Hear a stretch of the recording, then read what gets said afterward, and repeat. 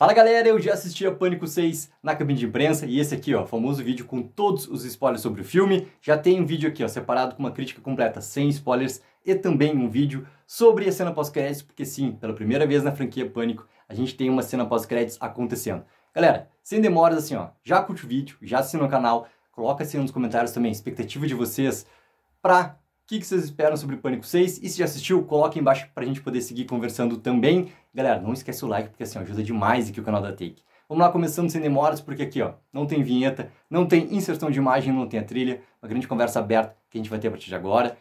O filme começa já diretamente em Nova York, a gente é apresentado o personagem da Laura, que ela é uma professora universitária e ela tá num bar, num restaurante, esperando lá um encontro. E esse encontro é aqueles encontros marcados através de aplicativo de namoro. Tá? Simplesmente assim, ela não conhece ainda a pessoa que ela vai se encontrar. E a gente percebe que a Laura não é aquele personagem que já tem uma certa, digamos assim, experiência nessa parte de relacionamentos e tudo mais. Ela tá lá, tá muito nervosa, a pessoa não chega, simplesmente toca o telefone dela, é a tal pessoa que ela tinha marcado lá no encontro. Ela atende o telefone e começa a conversar com essa pessoa que tá falando com uma voz completamente normal, tá? Não tá falando com voz de Ghostface, nada. Tá falando com ela absolutamente normal e esse cara diz que tá ainda perdido, tá? Ele não tá achando onde é que é o restaurante, não tá achando a rua. E daí eles começam a conversar e nisso automaticamente entram no assunto de filme de terror e a Laura, por ser uma professora de cinema da universidade, ela começa a falar muito sobre quais são seus filmes preferidos e ela começa a entrar muito no gênero de terror e começa a provocar já muito aquela questão meta, entendeu? De conversar sobre elementos que a gente vai ver e já viu, querendo ou não, assim, nos outros filmes do Pânico ali. E ela fala também sobre a questão do slasher, ela fala assim sobre o que ela gosta em relação ao gore, e eles começam a conversar sobre isso ali.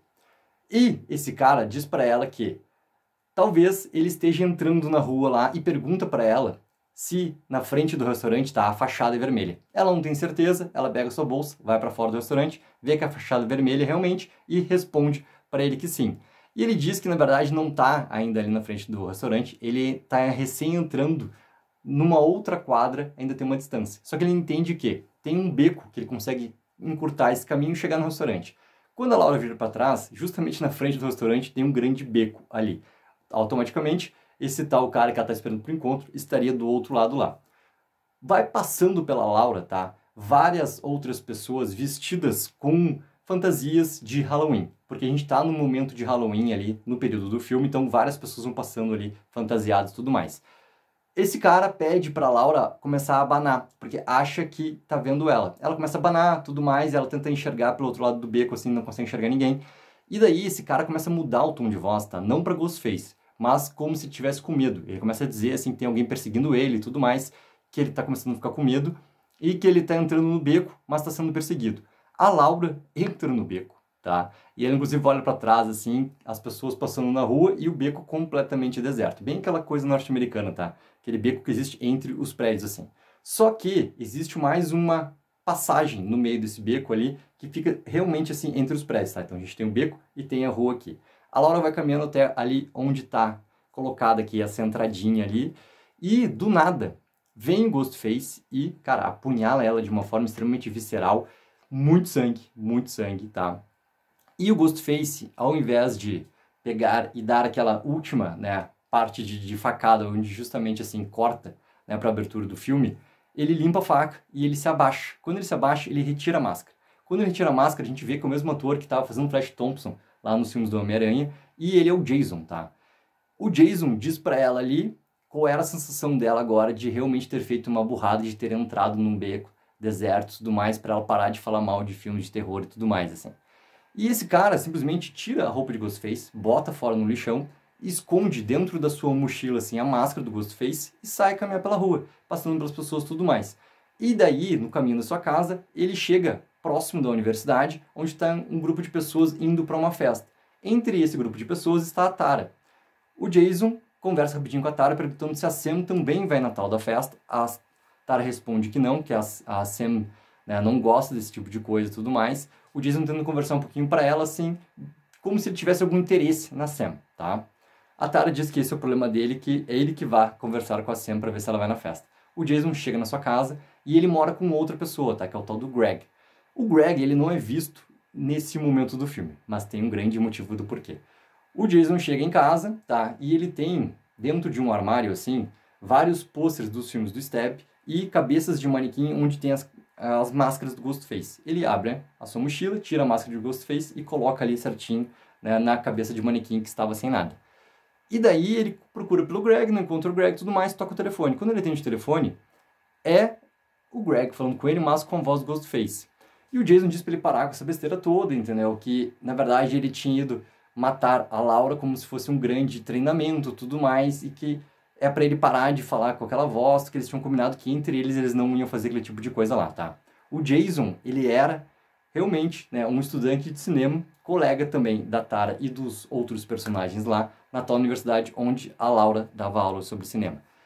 Nisso, o Jason e o tal do outro amigo que está do outro lado falando como voz de Ghostface, começam a conversar tudo mais. O Jason fala pra ele assim sobre como é que foi a sensação de ter matado, né, a Laura, que realmente estava vendo que ela, cada vez que ele colocava, né, a faca nela, ela deixava de ser humana cada vez mais, tudo mais. E chegou um momento onde o Greg diz pra ele simplesmente assim, procurar ele. O Jason vai, tá? Porque eles têm câmeras de vigilância dentro de casa, assim, e que o Jason percebeu que o Greg está vendo ele através da câmera. Ele começa a procurar e eles fazem uma brincadeira de quente e frio, assim, né, pelos ambientes. Até o momento onde o Jason chega próximo da geladeira e a voz diz pra ele que está muito quente. Quando ele vai lá e abre a geladeira, tá o corpo esquartejado do Greg dentro da geladeira. O Jason vira e é surpreendido pelo Ghostface, aí sim aquele Ghostface que a gente já viu no material promocional, tá? Com a máscara envelhecida, totalmente quebrada e tudo mais. O Ghostface, cara, apunhala o Jason com a mesma, assim, ó, força, violência, raiva, sangue, gore, como o Jason tinha feito lá em relação a Laura e tudo mais. E aí sim a gente corta para a abertura do filme. A gente vai diretamente, tá, para o momento que a Sam tá fazendo uma análise com um psicólogo. E a Sam tá tentando conversar com ele sobre tudo que aconteceu na vida dela, principalmente os elementos do 5, sem entrar muito em detalhes, assim, muito menos nomes, tá? E o psicólogo diz pra ela que ela precisa dar mais detalhes, porque senão ele não vai conseguir ajudar ela. Ela decide então dar os detalhes, ela conta realmente os nomes, fala tudo exatamente como aconteceu lá no 5, e o psicólogo começa a ficar com muito medo e diz inclusive assim que ele vai precisar reportar as autoridades ali, porque a Sam tem ali querendo ou não, um espírito assassino dentro dela ali, que é uma potencial, né, suspeita, perigo, aquela coisa toda, assim, que ele precisa reportar às autoridades. A Sam fica enlouquecida, entendeu? Fica muito braba, pega essas coisas, sai ali da casa do psicólogo, dizendo que ele era igual aos outros, que não conseguiu ajudar ela e tudo mais. E nisso ela pega e vai para casa, tá? Quando ela chega em casa, ela encontra a Quinn, que a Quinn mora junto com a Sam e com a Tara. A Quinn, essa nova personagem que está sendo apresentada pra gente, ela é uma personagem totalmente liberal, assim. Ela tem um cara lá no quarto dela, né, que eles estavam inclusive transando, fazendo muito, muito, muito barulho. E a gente já entende o quê? Que a Quinn, ela leva caras aleatórios pra sua casa, assim, tá? É exatamente essa maneira como ela tem seus relacionamentos, assim. Ela não tem nenhum momento de se apegar com ninguém. A Sam pergunta pra Quinn onde está a Tara. A Quinn acaba falando que a Tara foi pra essa tal festa e a Sam fica assim, ó, cara, muito, muito, muito braba porque a Tara não devia ter ido pra essa festa, tá? Por causa de todo o perigo que pode existir. Só que daí, quando ela chega pra ligar pra Tara, ela vê pela janela, né, que tem no seu apartamento pro apartamento do vizinho, onde tem o personagem, tá? Que é o Danny. O Danny ali é alguém que a Sam está tendo um relacionamento. Só que até nesse momento do filme, ele só tem essas trocas de olhares, inclusive a Quinn fala pra Sam assim, pô, que ela tem que parar de só trocar olhares com lá o vizinho gostoso lá, tudo mais, e que ela tem que realmente, cara, ir conversar com esse cara e ter alguma coisa com esse cara ali. A Sam pega e sai, tá? Vai atrás da Tara lá na festa. A gente vai diretamente pra festa, onde, assim, a gente vê a Mindy junto com uma nova, querendo ou não, assim, namorada, que é a Nika. A gente vê o Chad junto com o seu novo colega de quarto, tá? Do seu dormitório lá na faculdade, que é o Ethan. E a gente vê um pouco dessas relações ali acontecendo. Só que daí a gente vê a Tara também, e a Tara tá tentando aproveitar a sua vida, e ela já tá praticamente bêbada, assim, ela tenta pegar cerveja, não tem cerveja. Chega lá um dos caras mais velhos lá, que já estão naquela fraternidade lá, dizendo pra ela que tem bebida na cozinha. Eles vão na cozinha, e ele fala pra ela daí que, assim, tem bebida muito mais forte no quarto dele. A Tara dá uma pensada e diz que sim, quer ir, né, beber essa bebida mais forte lá no quarto dele. Nisso eles partem. A Nika e a Mindy veem essa cena acontecer e a Nika tenta impedir com que esse cara leve a Tara. Só que a Tara diz que quer ir, que agradece a preocupação, mas que ela quer ir. Nisso, a Mindy pede ajuda pro Chad e quando tá esse cara subindo com a Tara na escadaria, o Chad tenta impedir novamente, tem um princípio de briga ali, e nesse meio tempo chega a Sam. Quando a Sam chega, ela simplesmente tá com uma máquina, tá? Aquelas de dar choque. E ela coloca nas partes íntimas desse cara e dá o choque nesse cara. A partir do momento que ela faz isso, a Tara, obviamente, cara, fica muito, muito braba. Mas as outras pessoas que estão ali começam a pegar seu celular, começam a filmar e começam a chamar a Sam de assassina. Olha o que ela fez de novo, olha não sei o que, perdendo descontrole, não sei o que, barará, começa a filmar. O grupo sai, tá, dessa festa. Na rua, a Tara e a Sam têm uma grande discussão e a Tara joga muita coisa na cara da Sam, inclusive falando que ela não tá mais vivendo sua vida, né? Qual é o propósito dela estar em Nova York? Porque a Tara sim tem um propósito, ela quer fazer a universidade e ela quer realmente começar a trabalhar, ela quer realmente viver, ela não quer continuar trazendo tudo que aconteceu e deixando, né, simplesmente perder tempo, como a Sam está fazendo. Outras pessoas que estão em volta também começam a provocar a Sam, começam a filmar também a Sam, chamando ela de assassina. Por quê? O que está instaurado, tá? A Sam foi colocada como se ela fosse realmente a culpada pelos assassinatos que aconteceram no Pânico 5, onde ela simplesmente armou toda a cena para passar para os outros dois, né, inclusive para o Rich, passar para os outros dois lá a responsabilidade pelos assassinatos, mas que na verdade ela seria a assassina. E a Sam fica enlouquecida com isso. Quando eles estão de novo no seu apartamento, no apartamento da Sam, da Tara e da Quinn, o Chad está junto lá. E no quarto, tá, da Tara, o Chad fica junto para conversar com a Tara. E ali a gente percebe que os dois têm um grande interesse ali um pelo outro. Eles quase se beijam. Só que a Quinn chega no momento e acaba interrompendo essa situação, porque a Quinn tinha levado a Tara um pouquinho antes para conversar com ela, tinha deixado seu celular lá. Daí ela volta para pegar o celular justamente no momento onde o Chad e a Tara iam se beijar. Só que daí, né, tem um chamado na televisão que, obviamente, a Nika tá vendo a reportagem e chama todo mundo. Quando todo mundo vai lá ver, o que tá dito na reportagem é sobre as mortes do Jason e do Greg, lá na primeira parte do filme, e que automaticamente a Sam já liga isso como um grande perigo, porque aqueles dois estavam na universidade, foram mortos, ou seja, existe um grande perigo ali em relação às duas. A Sam tem um grande sentido de proteção, por isso que ela não queria que a Tara fosse pra festa, por isso que também elas discutem na rua. E daí ela já fala pra Tara arrumar suas coisas, ela pega uma faca, ela não sei o quê, e a Tara pede pra ela calma, não sei o quê, e fala pra Quinn ligar pro pai dela. Quem é o pai da Quinn? O pai da Quinn é o policial Bailey, tá? A Tara pede pra Quinn ligar pra ele pra saber algumas informações. Quando a Quinn liga, o pai dela pede pra falar diretamente com a Sam. Quando ela pega o telefone, o detetive Quinn fala que a Sam a Sam principalmente, tá? Ele não menciona a Tara, ele fala da Sam. Fala que a Sam precisa ir na delegacia. Por quê? Porque junto da cena do crime tinha uma carteira de motorista ali da Sam. Ou seja, tinha deixado, né? O assassino deixou lá, ou seja, a Sam também era uma suspeita sobre tudo que estava acontecendo ali. Quando a Sam sai para a delegacia, a Tara acaba indo atrás dela. E a Sam tenta impedir, mas a Tara diz assim, não, tu não quer que me proteger? Então qual é o melhor lugar, né, do que a gente estar juntos nesse momento? E as duas acabam partindo juntas. Nesse caminho, toca o telefone da Sam. E quando ela pega o telefone, quem está ali com foto de ligação é o Rich. A Sam diz pra Tara que não tirou o contato dele do telefone e tudo mais, atende e é já a voz do Ghostface. E a Sam já tem uma atitude muito forte de dizer, né, de dar realmente aquela contrapartida de se tentar fazer alguma coisa contra a gente vai fazer alguma coisa contra ti, vai te matar, aquela coisa toda. Só que do nada sai de dentro de um prédio assim o Ghostface. E o Ghostface tenta pegar aqui, né, pela garganta da Tara, a Tara consegue dar um cotovelaço no Ghostface e as duas saem correndo. E daí a gente entra dentro daquele mercadinho onde a gente já tinha visto no trailer, tá?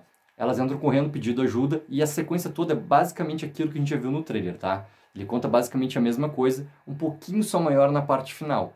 Onde esse Ghostface entra, começa a matar todo mundo, inclusive pega, né, lá a escopeta que tem do dono do mercadinho, assassina o dono do mercadinho e tenta, né, pegar as duas ali, porque as outras pessoas estão mortas, algumas fugiram e fica a Sam e a Tara tentando se esconder lá, né?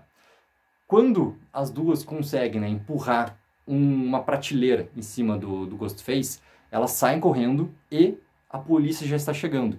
Quando elas olham para trás, o Ghostface deixou uma máscara colocada lá no chão e a porta de trás do mercadinho estava aberta, ou seja, ele conseguiu fugir.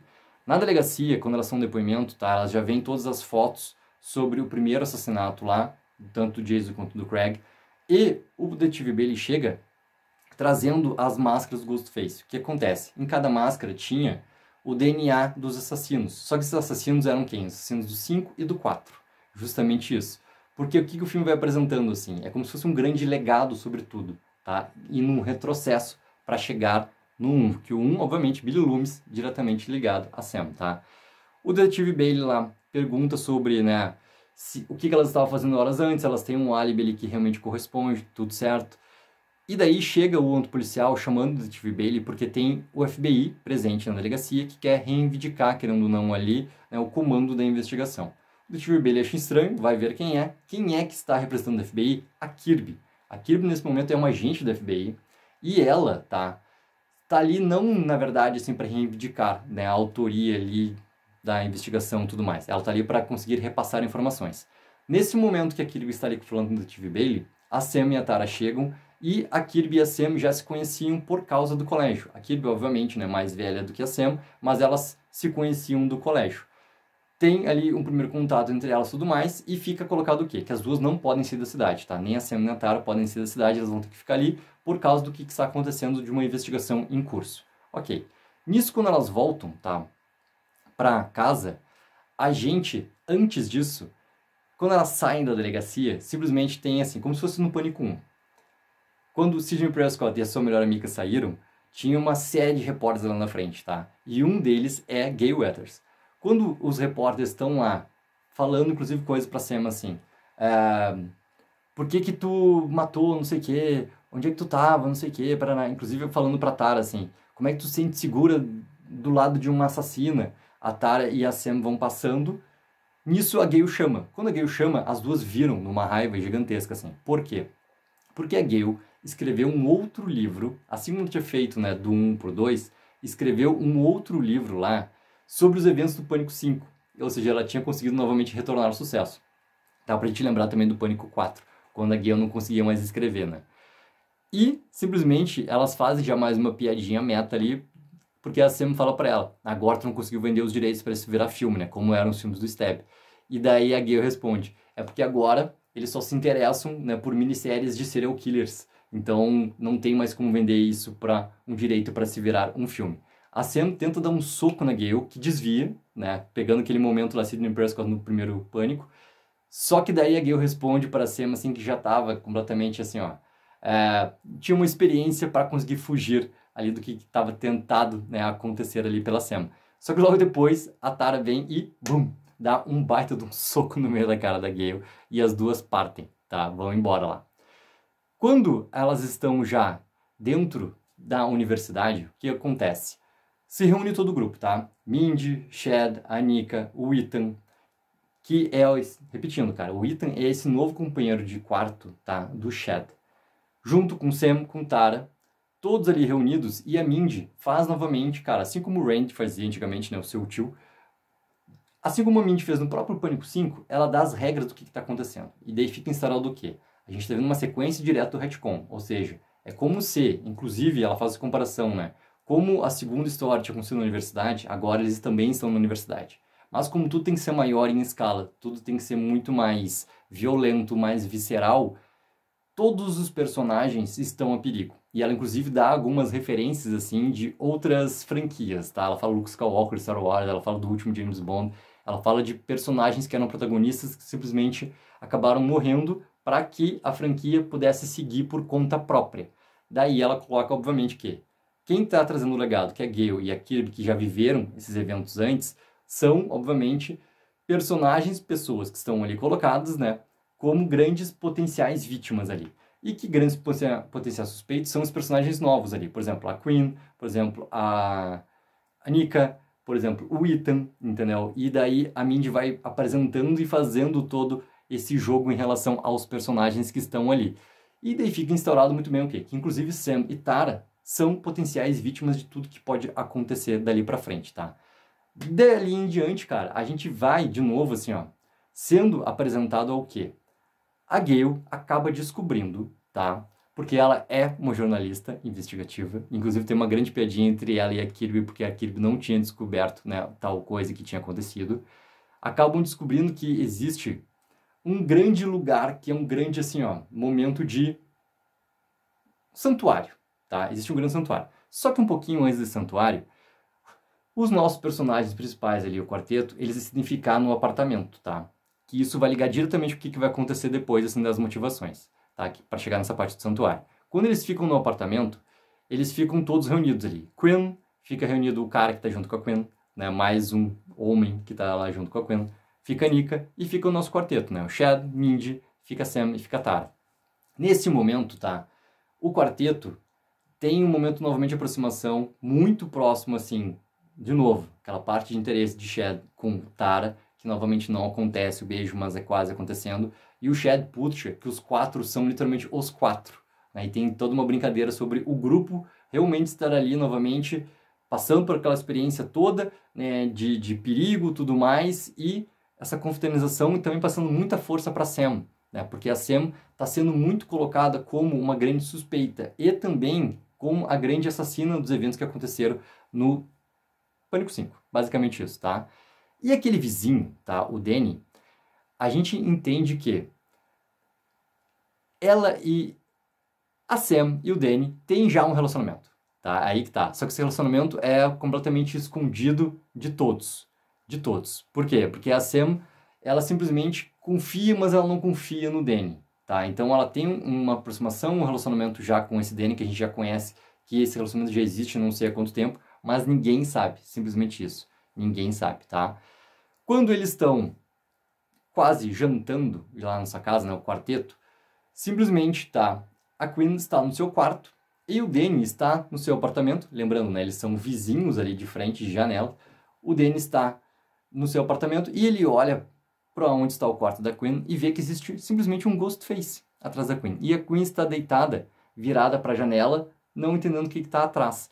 O Danny tenta abrir a janela, tenta chamar pela Quinn, tenta fazer sinal para onde está o quarteto lá sentado, ninguém escuta absolutamente nada. E o Ghostface vai lá e o quê? Assassina a Quinn, tá? E quando começam a ouvir esses gritos, o quarteto, acham que a Quinn está novamente, cara, simplesmente transando, como a gente tinha visto no começo do filme, lá transando, né? Aquele escândalo todo. Mas, na verdade, o quê? Quando eles chegam na porta, a Quinn é atirada pela porta e o sangue todo escorrendo cai em cima deles. O Ghostface ataca a Mindy, dá uma apunhalada na Mindy, tá? Bem aqui nessa parte mais do abdômen.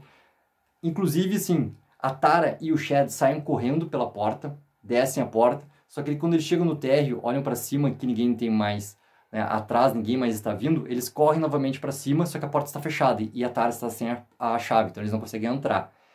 A Sam e tanto ela quanto a Mindy entram correndo pelo quarto da Quinn, fecham a porta, só que, isso junto com a Nika, só que o Ghostface começa a bater muito na porta, né? Então o que acontece? Existe uma outra porta que leva também para o banheiro da Quinn, que também é possível entrar pela outra parte do apartamento, como se desse uma volta, tem como entrar também pela parte do banheiro e entrar no quarto da Quinn.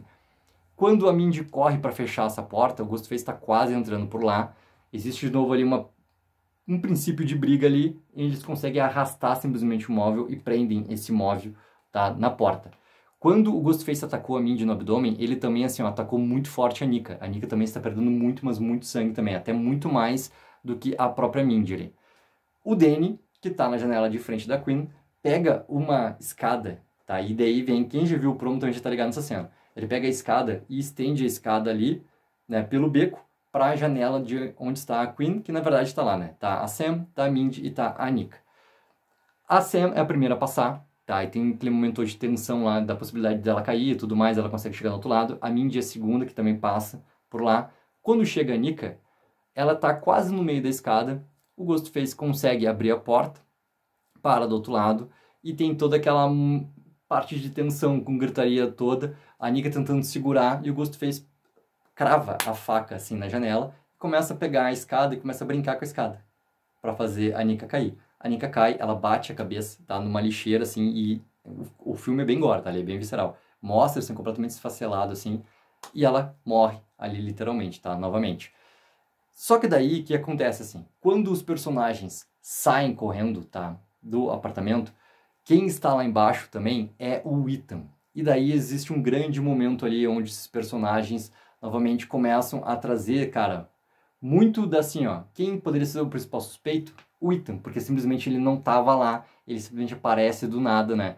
Inclusive o Chad confronta ele e ele diz, cara, eu tava na aula de economia na noite passada, entendeu? Tem muitas pessoas lá para poder comprovar isso tudo. Daí, ok. Quando a Sam vê o policial Bailey saindo do apartamento, obviamente que ele tá completamente destruído já, porque foi a morte da filha dele, e ele já tinha colocado que a Quinn era a última filha que ele tinha. Na verdade, eles já tinham perdido um irmão, tá? Né? Esse irmão da Quinn, filho lá do detetive Bailey.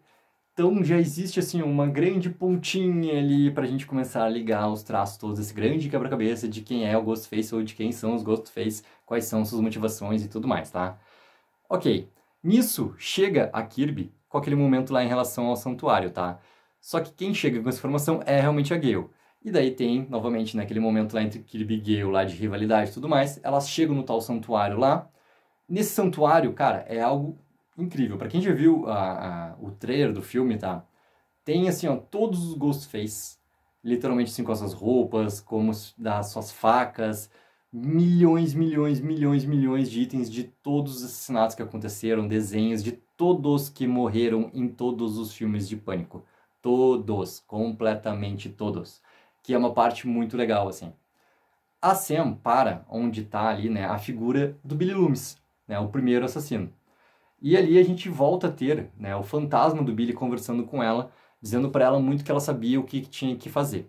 Basicamente isso, que ela sabia o que tinha que fazer. E isso novamente vem aquele desejo, aquele confronto sobre tudo, assim. Porque o desejo existe dentro dela de algo em relação à morte, tá? Que remete muito a seu pai. Mas também, ao mesmo tempo, essa força toda de não se entregar para isso que tem dentro dela, ali, como se fosse uma grande fome que existe dentro dela, para ela não se entregar. A partir disso, tá? Se decide o quê? Cara, eles têm que conseguir se proteger e eles têm que conseguir também, ao mesmo tempo, achar um assassino. E eles decidem fazer um grande momento para tentar enganar esse Ghostface, tá? A Sam e a Tara vão como se fosse pro Central Park, tá? Eles não falam que é o Central Park, mas, cara, é o Central Park. Eles estão lá e dentro de uma van tá a Kirby, né? Como se fosse para fazer aquela parte de escuta e localização da ligação. Tá a Kirby, tá a Mindy, tá o Ethan e tá o Chad. O detetive Bailey tá junto lá onde estão a Sarah e a Sam, escondidinho, com um fonezinho aqui para se comunicar com a Kirby, mas também, assim, pronto para agir para qualquer coisa. O Ghostface liga para Sam, novamente aparecendo a imagem do Rich lá na tela, e daí eles conversam um pouco e o Ghostface, inclusive, tira sarro, assim, dizendo assim, tu acha que eu sou idiota, entendeu, de me entregar, tudo mais, né, que eu estaria aqui próximo, só porque eu sempre, né, qual é a história de tentar fazer isso, né, tentar armar tudo isso para pegar o Ghostface? Porque ele sempre liga, né, como ele sempre liga, então ele sempre está perto. Como ele sempre está perto, essa tentativa de pegar ele poderia funcionar. Só que a localização dá no endereço no Upper East Side, que é justamente a casa onde mora, né, o apartamento, uma cobertura, na verdade, assim, onde mora Gale Waters. A Sam e a Tara já identificam qual é aquele endereço e partem, roubam o carro do detetive Bailey e partem diretamente para esse endereço. A Gale está em casa, tá, junto com o seu novo namorado, toca o telefone dela, o namorado atende, passa para ela, justamente dizendo assim, é o assassino. A Gale automaticamente quer falar com esse cara e tem um princípio como se fosse uma entrevista, né? Inclusive ele tira sarro sobre isso, assim, como se fosse uma grande entrevista pela primeira vez que a Gale tá conseguindo fazer com um assassino. E aí, cara, o que acontece? Obviamente que o Ghostface entra no apartamento, mata o namorado, vai atrás da Gale, tem toda uma grande perseguição dentro do apartamento, a Gale consegue se trancar no quarto, consegue pegar uma arma que ela tem num cofre, atira várias vezes assim, mas não consegue acertar o Ghostface. Na verdade, ela até acerta, só que ele está com colete à prova de bala, ou seja, não tem efetividade do que está acontecendo. Quando ela sai do quarto, né, para tentar matar esse cara, ela simplesmente faz uma jogada que é sensacional. Ela desliga o telefone e ele fica até assim, como assim? E daí ela liga de novo, tá, pro mesmo número, para tocar o telefone do Ghostface. Quando toca o telefone, ele está dentro de um closet. Ela vai, atira nesse closet, não acontece nada, mas o que acontece é o quê? O Ghostface sai automaticamente de lá e apunhala a Gale. E ele apunhala a Gale novamente, assim, ela fica gravemente ferida, tá? A Gale tenta lutar com o resto das suas forças, aquilo que a gente está acostumado, né, em relação ao pânico ali. Só que Quem que entra no apartamento justamente na hora onde, né, o Ghostface ia dar, cara, a punhalada final? A Sam e a Tara entram, conseguem impedir, a Sam tenta atirar no Ghostface, acaba errando, mas consegue impedir com que ele mate a Gale definitivamente, e o Ghostface desaparece ali. Os paramédicos chegam logo depois e conseguem salvar a Gale, tá? A Gale sobrevive ao filme. Ela não aparece mais no filme desse momento, mas ela sim sobrevive, tá? É a última informação que é passada, que sim, ela sobreviveu. Uma coisa importante até, já que tá falando de Gale sobreviver, tem uma linha falada, tá? Daquele momento da delegacia, quando tá a Gale, tá a Sam, tá a Tara, logo depois do soco que a Tara dá na Gale, sobre a Sidney Prescott. Simplesmente que a Gale conversou com a Sidney Prescott e que a Sidney decidiu levar o Mark e seus filhos para um local seguro. Ou seja, essa explicação que o filme dá do porquê que a Sidney não aparece no filme, tá? A gente sabe tudo mais, a discussão toda que aconteceu, a polêmica em relação a Neve Campbell e os produtores do porquê que ela não está no filme, mas essa explicação que o roteiro do filme dá do porquê que a Sidney não está aparecendo e para onde que ela foi, tá? Quando a Gale sobrevive, a Sam e a Tara decidem fazer algo para conseguir simplesmente confrontar e matar, né, o nosso Ghostface. E eles decidem armar novamente toda uma situação, por quê? Porque a Sam se acha, obviamente, né, como esse alvo principal, porque o Ghostface quer representar nela esse legado, ou seja, ela é o alvo realmente que ele quer atingir. Todo mundo que ele está matando em volta é realmente para machucar ela. Então ela quer se colocar ali numa posição onde ele vem atrás dela. Se arma um grande plano para que esse momento ali aconteça dentro lá do santuário, porque existem câmeras, tem uma situação que eles poderiam tentar controlar para conseguir pegar esse assassino. Só que daí, eles conversam isso com o detetive Bailey pedindo ajuda. O detetive Bailey fala que já, inclusive, foi retirado do caso por causa do que aconteceu com a sua filha, com a Gwen, mas que fala para eles permanecerem em locais públicos, tá? Com muitas pessoas, até chegarem até lá. Inclusive o Danny, quando acontece isso da Gale ser levada para o hospital, ele aparece do nada, tá? Do nada. E, obviamente, que isso traz um grande estranhamento para todo mundo ali. Todos vão e pegam o metrô. Só que na hora que eles vão pro metrô, Nova York, 1 bilhão de pessoas fantasiadas lá, né, por causa do Halloween, eles acabam separando, ou seja, o Ethan e a Mindy ficam para trás. Então o grupo entra, né, num trem e esse trem partem e Ethan e Mindy ficam esperando o próximo trem ali.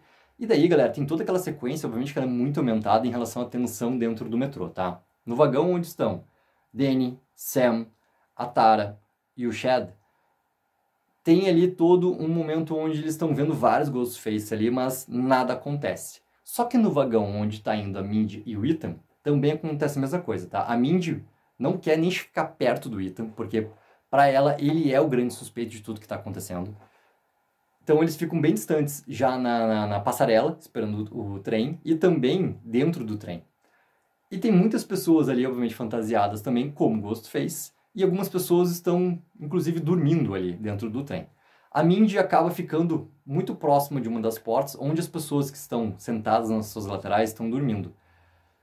Aquele momento de metrô passando, né, quando a luz está acesa, luz apaga, luz está acesa, luz apaga. Ghostface olhando, Ghostface não olha mais. Ghostface parece que vai vir na frente deles e vai atacar, mas na verdade era só uma pessoa que pega e sai do vagão. Tem toda essa tensão acontecendo o tempo todo. Até o momento onde se escurece, volta a luz, a Mindy está colocada ali próximo, né, de uma daquelas portas lá, que não levam a lugar nenhum, é só aquela porta realmente do vagão, né, que leva para um outro vagão. E um Ghostface tá ali, e esse Ghostface é realmente um dos assassinos. Um dos assassinos. Ele vai, cara, apunhala a Mindy ali, tira a faca e sai. Simplesmente sai, se esconde no meio das pessoas. O Ethan percebe o que aconteceu, percebe que a Mindy tá caindo no chão, vai lá, se aproxima, nisso as pessoas acordam e a Mindy é socorrida lá, porque o Ethan pega ela no colo e sai com ela do vagão lá, chamando, pedindo ajuda e tudo mais, tá? E daí a gente vai pro santuário, que é o grande momento final do filme, tá? Todo o ato final ele acontece ali dentro desse santuário lá. Eles preparam o que vai acontecer, tá? O detetive Bailey não chegou ainda. Quem chegou lá e está esperando eles é a Kirby. O Danny, ele é impedido de ir com eles, tá? Porque a Sam diz assim, ó: tu mesmo falou pra mim que eu não devia confiar em ninguém. E nem em ti mesmo. Ou seja, tu não esteve com a gente antes. Tu é alguém novo, ou seja, tu não vai com a gente. O Danny entende e fica pra trás, tá? Então nisso só entrou Sam, Kirby, Tara e o Chad. Finalmente, a gente tem um momento onde tem um grande beijo entre Tara e Chad, tá? Eles estão lá juntos, conversando, brincadeira, não sei o quê, bum, acabam se beijando, tá? Só que, quando eles se beijam, entra um Ghostface, tenta apunhalar a Tara, inclusive, assim, machuca ela, só que o Chad consegue, né, defender ela lá e tudo mais. Ao mesmo tempo que isso está acontecendo, simplesmente a Sam recebe uma ligação, que é a detetive Bailey. Quando ela recebe essa ligação, é falado o quê? O detetive Bailey passa a informação, tá? Porque ele tinha já, no meio do filme lá, alguma intuição que a Kirby não era quem ela aparentava ser. A Kirby, ela na verdade tinha sido, e essa informação que ele passa para a Sam durante a ligação, ela tinha sido simplesmente dispensada da polícia fazia 2 meses já. Justamente porque ela estava tendo problemas psicológicos. Nesse momento, o que acontece? A Kirby vira automaticamente uma grande suspeita para Sam, tá? A Sam vai lá, escuta novamente, né, o fantasma do seu pai, ali, aquela aparição toda que tem do Billy Loomis. Ele vai lá, pega, né, ela vai lá, pega a faca de onde está colocado lá, né, a grande roupa de Ghostface, que era do Billy Loomis, onde estava a faca também ainda com o sangue lá completamente já seco, né? Pega a faca e tudo mais. E, a partir dali, a Kirby aparece para Sam completamente ensanguentada. E a Sam acha que a Kirby é assassina e manda ela não se aproximar. E ela tá com a arma na mão. E ela fala que foi atacada, né? Mas conseguiu fugir e tudo mais. Nisso, entra ali também o policial, tá? Entra o detetive Bailey. Existe todo um confronto. Só que ao mesmo tempo, o que está acontecendo, tá? O Chad estava conseguindo, sim, proteger a Tara. Nisso acontece toda uma grande correria, tá? Por dentro. É um grande cinema antigo que virou esse santuário, tá? Dentro desse santuário, simplesmente, elas estão lá e 2 Ghostfaces aparecem, seguram o Chad e apunhalam ao mesmo tempo o Chad. Ao mesmo tempo. Nisso a Tara corre, se aproxima da Sam, as duas ficam juntas. Quando tá as duas com a Kirby e o detetive Bailey, né, em cada extremidade, a Kirby fala que assim, né, ele tá mentindo, o detetive Bailey fala que ela tá mentindo, só que daí acontece um grande momento de ataque. Um grande momento de ataque. Onde a Kirby é gravemente ferida, ela atira no detetive Bailey, só que o detetive Bailey atira e praticamente assim, ó, naquele momento do filme, obviamente, né, mata a Kirby, porque ele atira umas 2, 3 vezes na Kirby, tá? E nisso surgem os 2 Ghostfaces e param lá do detetive Bailey. Tiram as máscaras. Quem são os Ghostfaces? A Quinn, que sim tinha permanecido viva. Toda a cena de morte dela foi ali adulterada, obviamente, ali, pelo seu pai, que era o detetive encarregado de tudo. E também o Ethan, tá? O Ethan. Os 2 são filhos do detetive Bailey. Só que o Ethan é o filho mais novo e, na verdade, é o filho de outro casamento do detetive Bailey. Quem era o irmão falecido da Quinn, filho do detetive Bailey, que não estava mais ali? O Rich. O Rich é realmente o filho do detetive Bailey e tudo aquilo lá, aquele santuário que foi feito realmente para o Rich, tá? O detetive Bailey ali, ele começa a contar como é que era a relação deles lá, que tinha uma grande momento onde conexão entre pai e filho, por ser o primeiro filho homem, não sei o que ele tinha feito todo aquele santuário pro Rich e tudo mais, e que a Sam e a Tara iam pagar, assim, por tudo que elas fizeram em relação lá ao Rich. E daí, obviamente, tem grandes momentos ali de perseguição, tá? Tem, obviamente, uma grande luta que tem entre o Ethan e a Tara, e a Sam e a Quinn.